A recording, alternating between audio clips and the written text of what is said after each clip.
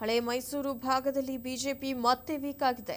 ಕಾಂಗ್ರೆಸ್ ಹಾಗೂ ಜೆಡಿಎಸ್ ನಡುವೆ ಬಿಜೆಪಿ ಪಕ್ಷ ಮಂಕಾಗಿತ್ತು. ಮತ್ತೆ ಸಮೀಕ್ಷೆಯಲ್ಲಿ ಬಿಜೆಪಿಗೆ ನಿರಾಸೆಯ ವರದಿ ಬರ್ತಾ ಇದೆ. ಎರಡು ಪಕ್ಷಗಳ ಸಂಘಟನೆ ಮುಂದೆ ಬಿಜೆಪಿ ಭಾರಿ ಮಂಕಾಗಿತ್ತು. ಬಿಜೆಪಿಯ ಆಂತರಿಕ ಸಮೀಕ್ಷೆಯಲ್ಲಿ ಈ ಮಾಹಿತಿ ಬಹಿರಂಗವಾಗಿದೆ. ಬಿಜೆಪಿ ಹೈಕಮಾಂಡ್ ನಿದ್ದೆಗೆಡಿಸಿದೆ ಈ ಸಮೀಕ್ಷಾ ವರದಿ. ಹಳೆ ಮೈಸೂರು ಪ್ರಾಂತ್ಯದಲ್ಲಿ ಸಮರ್ಥ ನಾಯಕತ್ವದ ಕೊರತೆ ಕಾಡ್ತಾ ಇದೆ. ಈ ಬಗ್ಗೆ ಮಾಹಿತಿ ನೀಡೋದಕ್ಕೆ ಡೆಸ್ಕ್ನಿಂದ ನೇರ ಸಂಪರ್ಕದಲ್ಲಿದ್ದಾರೆ ನಮ್ಮ ಪ್ರತಿನಿಧಿ ಮಹದೇವಸ್ವಾಮಿ ಕೊಳ್ಳೇಗಾಲ.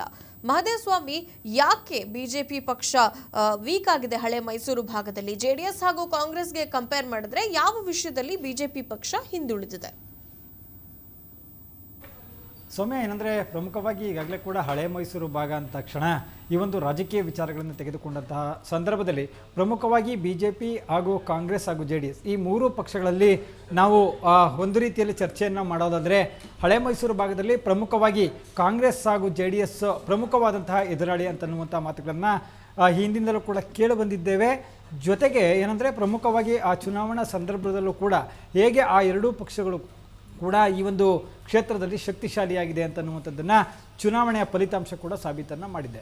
ಆದರೆ ಬಿಜೆಪಿ ಕೂಡ ಸರ್ಕಾರ ಬಂದ ನಂತರದ ದಿನಗಳಲ್ಲಿ ಹಳೆ ಮೈಸೂರು ಭಾಗದಲ್ಲಿ ತನ್ನ ಪ್ರಾಬಲ್ಯವನ್ನು ಹೆಚ್ಚಿಸಿಕೊಳ್ಬೇಕು ಅಂತನ್ನುವಂಥ ನಿಟ್ಟಿನಲ್ಲಿ ನಿರಂತರವಾದಂತಹ ಒಂದು ಪ್ರಯತ್ನವನ್ನು ಕೂಡ ಮಾಡ್ತಾ ಇದೆ. ಅಂತಂದರೆ ಪಕ್ಷ ಸಂಘಟನೆಯನ್ನು ಮಾಡುವ ಮುಖಾಂತರವಾಗಿ BJP ಪಕ್ಷವನ್ನು ಕೂಡ ಹಳೆ ಮೈಸೂರು ಭಾಗದಲ್ಲಿ ಹೆಚ್ಚಿನ ಸದೃಢ ಮಾಡಬೇಕು ಅಂತನ್ನುವಂಥ ನಿಟ್ಟಿನಲ್ಲಿ, ಜೊತೆಗೆ ಸಂಘಟನಾ ಶಕ್ತಿಯನ್ನು ಹೆಚ್ಚು ಮಾಡಬೇಕು ಅಂತನ್ನುವಂಥದ್ದು ಸಾಕಷ್ಟು ಸಂದರ್ಭದಲ್ಲೂ ಕೂಡ ಅವರ ನಾಯಕರುಗಳು ಕೂಡ ಹೇಳಿರುವಂಥದ್ದು. ಜೊತೆಗೆ ಸಂಘಟನೆಗೆ ಹೆಚ್ಚು ಒತ್ತನ್ನು ಕೂಡ ನೀಡ್ತಾ ಬಂದಿದ್ದಾರೆ. ಆದರೆ ಕಾಂಗ್ರೆಸ್ ಮತ್ತು JDS ಅನ್ನು ಹಿಂದಿಕ್ಕಲಿಕ್ಕೆ ಸಾಧ್ಯವಾಗಿಲ್ಲ ಅಂತನ್ನುವಂಥದ್ದು ಈಗ BJPಯ ಆಂತರಿಕ ಸಮೀಕ್ಷೆ ಏನಿದೆ ಅದರಲ್ಲಿ ಬಹಿರಂಗವಾಗಿದೆ ಅಂತಲೇ ಹೇಳ್ಬೋದಾಗಿರುವಂಥದ್ದರೆ, ಇನ್ನೂ ಕೂಡ ಹಳೆ ಮೈಸೂರು ಭಾಗದಲ್ಲಿ BJPಯನ್ನು ಒಪ್ಕೊಳ್ಳಿಕ್ಕೆ ಜನ ಅಷ್ಟರ ಮಟ್ಟಿಗೆ ಸಿದ್ಧರಿಲ್ಲ ಅಂತನ್ನುವಂಥದ್ದು ಸ್ಪಷ್ಟವಾಗಿ ಗೋಚರವಾಗಿದೆ. ಹಾಗಾಗಿ ಕೂಡ ಹೈಕಮಾಂಡ್ಗೆ ಜೊತೆಗೆ ರಾಜ್ಯ ನಾಯಕರಿಗೆ ಹಳೆ ಮೈಸೂರು ಭಾಗದಲ್ಲಿ BJPಯನ್ನು ಪ್ರಬಲ ಮಾಡುವಂಥದ್ದು, ಶಕ್ತಿಯುತಗೊಳಿಸುವಂಥದ್ದೇ ಕೂಡ ದೊಡ್ಡ ತಲೆನೋವಾಗಿ ಪರಿಣಮಿಸಿದೆ. ಅಂದರೆ ಇಲ್ಲಿರ್ತಕ್ಕಂಥ ಪ್ರಮುಖವಾಗಿ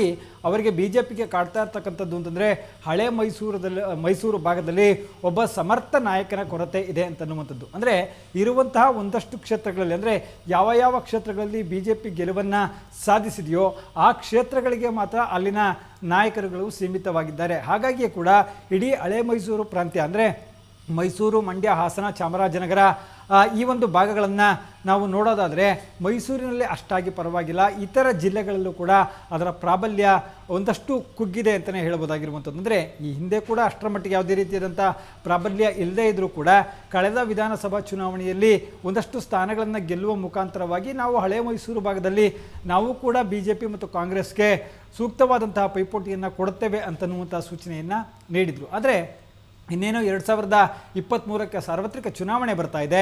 ಆ ಸಾರ್ವತ್ರಿಕ ಚುನಾವಣೆ ಬರುವಂತಹ ಸಂದರ್ಭಗಳೇನಿದೆ ಆ ಒಂದು ಸಂದರ್ಭದಲ್ಲಿ ಕೂಡ BJP ಈ ಭಾಗದಲ್ಲಿ ಶಕ್ತಿಯುತವಾಗಿ ಕಾಂಗ್ರೆಸ್ ಮತ್ತು JDS ಅನ್ನು ಎದುರಿಸಬೇಕಾಗುತ್ತೆ. ಆ ಎದುರಿಸಬೇಕಾದಂತಹ ಸಂದರ್ಭದಲ್ಲಿ ಅಲ್ಲಿನ ಸ್ಥಳೀಯ ಮಟ್ಟದ ನಾಯಕರೇನಿದ್ದಾರೆ ಅವರುಗಳನ್ನು ಬಹಳ ಪ್ರಬಲವಾಗಿ ಬಳಸ್ಕೊಳ್ಬೇಕು. ಜೊತೆಗೆ ಜನರಿಗೆ BJP ಸರ್ಕಾರ ಮಾಡಿರ್ತಕ್ಕಂತಹ ಯೋಜನೆಗಳು ಮತ್ತು ಅವರು ಕೊಟ್ಟಂತಹ ಕೊಡುಗೆಗಳನ್ನು ತಿಳಿಸುವಂತಹ ನಿಟ್ಟಿನಲ್ಲಿ ಎಲ್ಲೋ ಒಂದು ಕಡೆ BJP ಎಡವಿದೆಯಾ ಅಂತನ್ನುವಂಥದ್ದು ಒಂದು ಪ್ರಶ್ನೆ. ಆದರೆ ಕಾಂಗ್ರೆಸ್ ಹಾಗೂ JDS ತಮ್ಮ ಏನು ಪ್ರಬಲ ಕೋಟೆಯನ್ನು ಬಿಟ್ಟುಕೊಟ್ಟಿಲ್ಲ ಅಂತನ್ನುವಂಥದ್ದು ಇದರಲ್ಲಿ ಸ್ಪಷ್ಟವಾಗುತ್ತೆ. ಸಾಮಾನ್ಯವಾಗಿ ಈ ಹಳೆ ಮೈಸೂರು ಭಾಗದಲ್ಲಿ ಇರ್ತಕ್ಕಂತಹ ಪ್ರಭಾವಿ ಏನಿದೆ ಅವುಗಳು ಆಯಾ ಒಂದು ಪಕ್ಷಕ್ಕೆ ಕೂಡ ಸೀಮಿತವಾಗಿ ಇನ್ನೂ ಕೂಡ ಇವೆ ಅಂತನ್ನುವಂಥದ್ದು ಈ ಒಂದು ವರದಿಯಿಂದ ಸ್ಪಷ್ಟವಾಗಿ ಕಾಣಿಸ್ತಾ ಇದೆ. ಹಾಗಾಗಿ BJP ಕೊಂಚ ಎಚ್ಚೆತ್ತುಕೊಳ್ಳಬೇಕಾದಂಥ ಅನಿವಾರ್ಯ ಪರಿಸ್ಥಿತಿ ಇದೆ. ಯಾಕೆಂದರೆ ಈಗಾಗಲೇ ಕೂಡ ಕಾಂಗ್ರೆಸ್ ತನ್ನ ಶಕ್ತಿ ಸಾಮರ್ಥ್ಯವನ್ನು ಮತ್ತಷ್ಟು ಹೆಚ್ಚು ಮಾಡಿಕೊಳ್ಬೇಕು ಅನ್ನುವಂತಹ ನಿಟ್ಟಿನಲ್ಲಿ ಈ ಒಂದು ಮೈಸೂರು ಸೇರಿದಂತೆ ಜಿಲ್ಲೆಯಲ್ಲಿ ಕನಿಷ್ಠ 10 ಪಕ್ಷಗಳನ್ನಾದರೂ 10 ಕ್ಷೇತ್ರಗಳನ್ನಲ್ಲಾದರೂ ಕೂಡ ಜಯವನ್ನು ಗಳಿಸಬೇಕು ಅಂತನ್ನುವಂಥ ನಿಟ್ಟಿನಲ್ಲಿ ಸಾಕಷ್ಟು ಕಾರ್ಯಕ್ರಮಗಳನ್ನು ಕೂಡ ಆಯೋಜನೆ ಮಾಡಿದೆ. ಜೊತೆಗೆ ಹಿಂದುಳಿದ ವರ್ಗಗಳು, ಅಲ್ಪಸಂಖ್ಯಾತ ಮತಗಳು, ಜೊತೆಗೆ ಏನು ದಲಿತ ಸಮುದಾಯದ ಮತಗಳೇನಿದೆ ಆ ಮತಗಳು ಕೂಡ ಎಲ್ಲೂ ಕೂಡ ಹೋಗಬಾರದಂತೆ, ವಿಭಜನೆ ಆಗದಂತೆ ನೋಡಿಕೊಳ್ಳುವಂತಹ ನಿಟ್ಟಿನಲ್ಲಿ ಕಾಂಗ್ರೆಸ್ ನಿಜಕ್ಕೂ ಕೂಡ ಈ ಸಂದರ್ಭದಲ್ಲೂ ಕೂಡ ಯಶಸ್ವಿಯಾಗಿದೆ ಅಂತಲೇ ಹೇಳ್ಬೋದಾಗಿರುವಂಥದ್ದು. ಜೊತೆಗೆ ಏನಂದರೆ ಕಳೆದ 2 ಸಂದರ್ಭಗಳಲ್ಲಿ ಅಂದರೆ ಸ್ಥಳೀಯ ಸಂಸ್ಥೆಗಳಿಂದ ನಡೆದಂತಹ ಪರಿಷತ್ ಚುನಾವಣೆ ಏನಿದೆ ಆ ಒಂದು ಚುನಾವಣೆಯ ಸಂದರ್ಭ, ಜೊತೆಗೆ ಇತ್ತೀಚೆಗೆ ನಡೆದಂತಹ ದಕ್ಷಿಣ ಪದವೀಧರ ಕ್ಷೇತ್ರದ ಚುನಾವಣೆ, ಈ 2 ಚುನಾವಣೆಗಳು ಕೂಡ BJP ಸತತವಾಗಿ ಸೋಲನ್ನು ಕಂಡಿರ್ತಕ್ಕಂಥ ಹಿನ್ನೆಲೆಯಲ್ಲಿ ನಿಜಕ್ಕೂ ಕೂಡ BJP ಕಂಗೆಟ್ಟಿದೆ ಅಂತಲೇ ಹೇಳ್ಬೋದಾಗಿರುವಂಥದ್ದು. ಯಾಕೆ ಈ ಸೋಲಿಗೆ ಕಾರಣ ಅಂತನ್ನುವಂಥದ್ದನ್ನು ಇನ್ನೂ ಕೂಡ BJP ಸರಿಯಾಗಿ ಅರ್ಥೈಸಿಕೊಳ್ಳಲಿಕ್ಕೆ ಸಾಧ್ಯವಾಗಿಲ್ಲ ಅಂತನ್ನುವಂತಹ ವಿಚಾರ. ಒಂದು, ಮತದಾರರು BJP ಬಗ್ಗೆ ಒಲವನ್ನು ತೋರಿಸ್ತಾ ಇಲ್ವಾ ಅನ್ನುವಂತಹ ವಿಚಾರವೋ, ಅಥವಾ BJP ಹಳೆ ಮೈಸೂರು ಭಾಗದಲ್ಲಿ BJP ನಾಯಕರ ನಡುವಿನ ಹೊಂದಾಣಿಕೆ ಕೊರತೆಯೇ ಕಾರಣವಾ ಅಂತನ್ನುವಂಥದ್ದು, ಅಥವಾ BJP ಆಡಳಿತ ಇರುವಂತಹ ಸಂದರ್ಭಗಳಲ್ಲಿ BJP ಆಡಳಿತವನ್ನು ಜನ ಒಪ್ಪಿಕೊಂಡಿಲ್ವಾ ಅಂತನ್ನುವಂತಹ ವಿಚಾರ. ಈ ಎಲ್ಲ ವಿಚಾರಗಳನ್ನು ಕೂಡ ಗಮನದಲ್ಲಿಟ್ಟುಕೊಂಡು BJP ಮುಂದಿನ ದಿನಗಳಲ್ಲಿ ಕೆಲಸವನ್ನು ಕೂಡ ಮಾಡಬೇಕಾಗಿದೆ. ಯಾಕಂದರೆ ಏನು ರಾಷ್ಟ್ರಮಟ್ಟದ ನಾಯಕರು ಕರ್ನಾಟಕಕ್ಕೆ ಬಂದಂತಹ ಸಂದರ್ಭದಲ್ಲೂ ಕೂಡ ಅವರು ಪ್ರಮುಖವಾಗಿ ಟಾರ್ಗೆಟ್ ಮಾಡಿದ್ದಂಥದ್ದು ಹಳೆ ಮೈಸೂರು ಭಾಗವನ್ನು. ಅಂದರೆ ಹಳೆ ಮೈಸೂರು ಭಾಗದಲ್ಲಿ BJP ಹೆಚ್ಚಿನ ಸ್ಥಾನಗಳನ್ನು ಗೆಲ್ಲಬೇಕು ಅಂತನ್ನುವಂಥ ನಿಟ್ಟಿನಲ್ಲಿ ಒಂದಷ್ಟು ಕಸರತ್ತನ್ನು ಕೂಡ ಆರಂಭ ಮಾಡಿದರು. ಅದು ಆಪರೇಷನ್ ಕಮಲ ಅಂತನ್ನುವಂಥ ವಿಚಾರವಾಗಿ, ಅಂದರೆ ಯಾರೆಲ್ಲ ಪ್ರಮುಖ ನಾಯಕರಿದ್ದಾರೆ ಅವರುಗಳನ್ನು BJPಗೆ ಕರೆತರುವಂತಹ ಒಂದು ಪ್ರಯತ್ನವನ್ನು ಕೂಡ ಮಾಡಿದ್ದರು. ಎಲ್ಲೋ ಒಂದು ಕಡೆ ಆ ಒಂದು ಪ್ರಯತ್ನ ಯಶಸ್ವಿಯಾಗಿ ಮಾಡ್ತಾ ಇಲ್ಲ BJPಯ ನಾಯಕರು ಅಂತನ್ನುವಂಥದ್ದು ಇದರಿಂದ ಸ್ಪಷ್ಟವಾಗುತ್ತೆ. ಯಾಕಂದರೆ ಯಾವೊಬ್ಬ ಪ್ರಮುಖ ನಾಯಕನೂ ಕೂಡ ಇನ್ನೂ ಕೂಡ BJPಗೆ ನಾನು ಬರ್ತೇನೆ ಅಂತನ್ನುವಂಥ ನಿಟ್ಟಿನಲ್ಲಿ ಹೆಜ್ಜೆಯನ್ನು ಇಟ್ಟಿಲ್ಲ. ಅದು ಸಾಕಷ್ಟು BJPಯ ಹಿನ್ನಡೆಗೆ ಕಾರಣವಾಗಿದೆ ಅಂತನ್ನುವಂಥ ವಿಚಾರ. ಇನ್ನು JDS ಕೂಡ ತನ್ನದೇ ಪ್ರಾಬಲ್ಯವನ್ನು ಕೂಡ ಮುಂದುವರಿಸಿದೆ. ಹಳೆ ಮೈಸೂರು ಭಾಗದಲ್ಲಿ ತನ್ನ ಭದ್ರಕೋಟೆಗಳೇನಿದೆ ಆ ಭದ್ರಕೋಟೆಗಳಲ್ಲಿ ತಮ್ಮ ಸಾಂಪ್ರದಾಯಿಕ ಮತದಾರರೇನಿದ್ದಾರೆ ಆ ಮತದಾರರನ್ನು ಉಳಿಸಿಕೊಳ್ಳುವಂತಹ ನಿಟ್ಟಿನಲ್ಲಿ ಕೂಡ JDS ಯಶಸ್ವಿಯಾಗಿದೆ ಅಂತಲೇ ಹೇಳ್ಬೋದಾಗಿತ್ತು. JDS ಪಕ್ಷದಲ್ಲಿ ಸಾಕಷ್ಟು ಆಂತರಿಕ ಗೊಂದಲಗಳು ಇದ್ದರೂ ಕೂಡ ಬಹಿರಂಗವಾಗಿಯೇ ಕೂಡ ಅಲ್ಲಿನ ಪ್ರಮುಖ ನಾಯಕರುಗಳು ಕೂಡ BJP JDSನ ವಿರುದ್ಧವಾಗಿ ಸಾಕಷ್ಟು ಅಸಮಾಧಾನವನ್ನು ತೋಡ್ಕೊಂಡಿದ್ರು ಕೂಡ ಎಲ್ಲೋ JDSನ ಮೂಲ ಮತದಾರರು ಇನ್ನೂ ಕೂಡ JDS ಪರವಾಗಿಯೇ ಇದ್ದಾರೆ ಅಂತನ್ನುವಂಥದ್ದು ಈ ಒಂದು BJP ನಡೆಸಿರ್ತಕ್ಕಂತಹ ಒಂದು ಆಂತರಿಕ ಸಮೀಕ್ಷೆಯಲ್ಲಿ ಸ್ಪಷ್ಟವಾಗಿದೆ. ಅಂದರೆ ಈಗಲೂ ಕೂಡ ಹಳೆ ಮೈಸೂರು ಭಾಗದಲ್ಲಿ ಕಾಂಗ್ರೆಸ್ ಮತ್ತು JDS ನೇರ ಎದುರಾಳಿ ಅಂತನ್ನುವಂಥದ್ದು ಈಗ BJPಯ ಆಂತರಿಕ ಸಮೀಕ್ಷೆಯಿಂದ ಮನಗಂಡಿದೆ ಅಂತಲೇ ಹೇಳ್ಬೋದಾಗಿರುವಂಥದ್ದು. ಸೌಮ್ಯ. ಇನ್ನು ಮಹದೇವ್ ಸ್ವಾಮಿ, ಶಾಸಕ GTD ಈಗ BJP ಪಕ್ಷದವರೊಂದಿಗೆ ಜಾಸ್ತಿ ಗುರುತಿಸ್ಕೊಳ್ತಾ ಇದ್ದಾರೆ. ಏನಾದ್ರೂ GTD ಅವರು BJP ಪಕ್ಷಕ್ಕೆ ಸೇರ್ಕೊಂಡ್ರೆ ಇದು BJPಗೆ ಯಾವ ರೀತಿ ಪ್ಲಸ್ ಪಾಯಿಂಟ್ ಆಗಿ ಪರಿಣಮಿಸುತ್ತೆ? ಸೌಮ್ಯ, ಏನಂದರೆ ಈಗ BJPಯವರು ಪ್ರಮುಖವಾಗಿ ಟಾರ್ಗೆಟ್ ಮಾಡುವಂಥದ್ದು ಏನಂದರೆ ಯಾರೆಲ್ಲ ಪ್ರಭಾವಿ ನಾಯಕರುಗಳಿದ್ದಾರೆ ಅಂತಂದರೆ ತಮ್ಮ ವರ್ಚಸ್ಸನ್ನು ಬಳಸಿಕೊಂಡು BJPಗೆ ಮತ್ತಷ್ಟು ಮತಗಳನ್ನು ತರುವಂತಹ ಒಂದಷ್ಟು ಶಕ್ತಿ ಇರತಕ್ಕಂತಹ ನಾಯಕರು ಯಾರಿದ್ದಾರೆ ಆ ನಾಯಕರನ್ನು ಆಪರೇಷನ್ ಮೂಲಕವಾಗಿ BJPಗೆ ಸೇರ್ಪಡೆ ಮಾಡಬೇಕು ಅಂತನ್ನುವಂಥ ನಿಟ್ಟಿನಲ್ಲಿ ಹಿಂದಿಂದಲೂ ಕೂಡ ಸಾಕಷ್ಟು ಪ್ರಯತ್ನಗಳನ್ನು BJP ನಾಯಕರು ಮಾಡ್ತಾ ಇದ್ದಾರೆ. ಆದರೆ BJP ನಾಯಕರು ಮಾಡ್ತಾ ಇರ್ತಕ್ಕಂಥ ಪ್ರಯತ್ನಗಳು ಇನ್ನೂ ಸಫಲವಾಗಿಲ್ಲ ಅಂತನ್ನುವಂಥದ್ದು ಸ್ಪಷ್ಟ. ನೀವು ಹೇಳಿದಾಗೆ GT ದೇವೇಗೌಡರ ವಿಚಾರದಲ್ಲೂ ಕೂಡ ಈ ಹಿಂದಿನಿಂದಲೂ ಕೂಡ GT ದೇವೇಗೌಡ BJP ಅಥವಾ BJP ಸರ್ಕಾರದ ಜೊತೆಗೆ ಅಥವಾ BJP ನಾಯಕರುಗಳ ಜೊತೆಗೆ ಉತ್ತಮವಾದಂಥ ಒಡನಾಟವನ್ನು ಇಟ್ಕೊಂಡಿದ್ದಾರೆ. ಆ ಕ್ಷೇತ್ರದಲ್ಲಿ ಬೇಕಾದಂಥ ಒಂದಷ್ಟು ಅಭಿವೃದ್ಧಿ ಕಾರ್ಯಗಳನ್ನು ಮಾಡುವಂಥ ನಿಟ್ಟಿನಲ್ಲಿ ಅಥವಾ ಅನುದಾನವನ್ನು ತರುವಂಥ ನಿಟ್ಟಿನಲ್ಲಿ GT ದೇವೇಗೌಡರು ಒಂದು ಕಡೆ ಯಶಸ್ವಿಯನ್ನು ಆಗಿದ್ದಾರೆ. ಆದರೆ GT ದೇವೇಗೌಡರನ್ನ BJP ಸೇರ್ಪಡೆ ವಿಚಾರವಾಗಿ ಹಲವಾರು ಸಂದರ್ಭದಲ್ಲಿ ಕೂಡ ಮಾತುಕತೆಯನ್ನು ಆಡಿದರೂ ಕೂಡ ಅವರು ಸ್ಪಷ್ಟ ನಿರ್ಧಾರ ಏನು ಅನ್ನುವಂಥದ್ದನ್ನು ಇಲ್ಲಿವರೆಗೂ ಕೂಡ ಹೇಳಿಲ್ಲ. ಜೊತೆಗೆ ಅವರು ಕಾಂಗ್ರೆಸ್ ಸೇರ್ಪಡೆ ವಿಚಾರವಾಗಿ ಕೂಡ ಮಾತನಾಡಿದರು.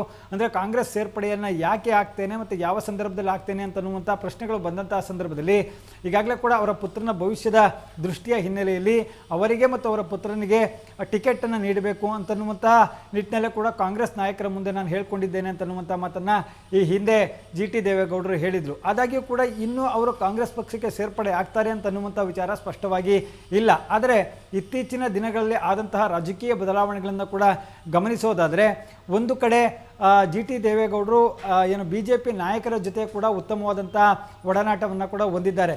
ಕೆಲ BJP ನಾಯಕರು ಮಾತನಾಡುವಂಥ ಸಂದರ್ಭದಲ್ಲಿ ಹೇಳ್ತಾರೆ GT ದೇವೇಗೌಡರು BJPಗೆ ಸೇರ್ಪಡೆ ಆಗ್ತಾರೆ, ಇದರಲ್ಲಿ ಯಾವುದೇ ರೀತಿಯಾದಂಥ ಅನುಮಾನ ಬೇಡ ಅಂತನ್ನುವಂಥ ಮಾತುಗಳನ್ನು BJP ನಾಯಕರು ಹೇಳ್ತಾರೆ. ಒಂದು ವೇಳೆ ಆ ರೀತಿ ಆದಂತಹ ಸಂದರ್ಭದಲ್ಲಿ ಅಂದರೆ BJP ನಾಯಕರು ಹೇಳುವ ರೀತಿಯಲ್ಲೇ ಕೂಡ GT ದೇವೇಗೌಡರು BJP ಪಕ್ಷವನ್ನು ಸೇರ್ಪಡೆಯಾದಂತಹ ಸಂದರ್ಭದಲ್ಲಿ ಈ ಒಂದು ಮೈಸೂರು ಭಾಗದಲ್ಲಿ ಒಬ್ಬ ಪ್ರಭಾವಿ ನಾಯಕ BJP ಪಕ್ಷಕ್ಕೆ ಸೇರ್ಪಡೆಯಾದಂತೆ ಆಗುತ್ತೆ. ಯಾಕೆ ಪ್ರಮುಖವಾಗಿ GT ದೇವೇಗೌಡರ ವಿಚಾರದಲ್ಲಿ ಒಬ್ಬ ಪ್ರಭಾವಿ ನಾಯಕ ಅಂತ ಹೇಳಬೇಕು ಅಂತನ್ನೋದಾದರೆ ಸ್ಥಳೀಯ ಸಂಸ್ಥೆಗಳ ವಿಚಾರದಲ್ಲೇ ಅವರನ್ನು ಗಮನದಲ್ಲಿಟ್ಕೊಂಡಂತಹ ಸಂದರ್ಭದಲ್ಲಿ ಸಾಕಷ್ಟು ಸ್ಥಳೀಯ ಸಂಸ್ಥೆಗಳಲ್ಲಿ ಉತ್ತಮವಾದಂಥ ಒಡನಾಟವನ್ನು ತಮ್ಮದೇ ಆದಂತಹ ಬೆಂಬಲಿಗರ ವರ್ಗವನ್ನು ಜಿ ಟಿ ದೇವೇಗೌಡರು ಹೊಂದಿದ್ದಾರೆ. ಹಾಗಾಗಿಯೇ ಕೂಡ ಆ ಸ್ಥಳೀಯ ಸಂಸ್ಥೆಗಳ ಮುಖಾಂತರವಾಗಿ ಏನೆಲ್ಲ ಏನು ಸವಲತ್ತುಗಳು ಬೇಕು ಅಂತನ್ನುವಂಥದ್ದನ್ನು ಜನಸಾಮಾನ್ಯರಿಗೆ ತಲುಪಿಸುವಂತಹ ನಿಟ್ಟಿನಲ್ಲಿ ಬಿ ಜೆ ಪಿ ಸರ್ಕಾರದ ಜೊತೆ ಕೈ ಜೋಡಿಸಿ ಅವರು ಮುನ್ನಡೆದಂತಹ ಸಂದರ್ಭದಲ್ಲಿ ಬಿ ಜೆ ಪಿಗೆ ಅದು ಸಾಕಷ್ಟು ಪ್ಲಸ್ ಆಗಲಿದೆ ಅಂತನ್ನುವಂತಹ ವಿಚಾರ.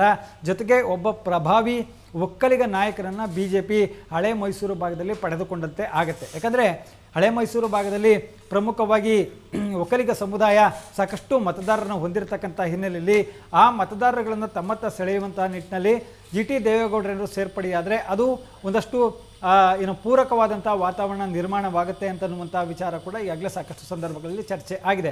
ಹಾಗಾಗಿ ಒಂದು ವೇಳೆ ಜಿ ಟಿ ದೇವೇಗೌಡರು ಕೂಡ ಬಿ ಜೆ ಪಿ ಪಕ್ಷಕ್ಕೆ ಸೇರ್ಪಡೆಯಾದರೆ ಖಂಡಿತವಾಗಿಯೂ ಬಿ ಜೆ ಪಿಗೆ ಇದರಿಂದ ಲಾಭ ಅಂತಲೇ ಹೇಳ್ಬೋದಾಗಿರುವಂಥದ್ದು. ಸೌಮ್ಯ, ಧನ್ಯವಾದಗಳು ಮಹದೇವ ಸ್ವಾಮಿ ನಿಮ್ಮೆಲ್ಲ ಮಾಹಿತಿಗಾಗಿ.